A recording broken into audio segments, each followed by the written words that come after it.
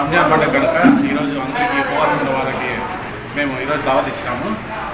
మా అన్న బషీర్ అన్న కొడుకు ఉమ్మర్, సిద్ధు, అది అమీర్, వీళ్ళ ఆధ్వర్యంలో అందరికీ మేము భోజనాలు అరేంజ్ చేసాము.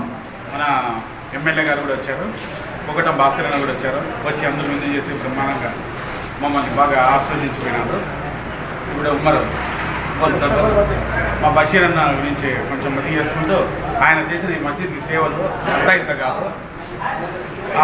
ఆయన మసీద్కి ప్రెసిడెంట్ ఆయన కాబట్టి ఆయన మేము మతి చేసుకుంటూ ఈరోజు మేము ఉపవాసాల్లో అందరికీ ఆయన ప్రార్థిస్తున్నాం. Thank you.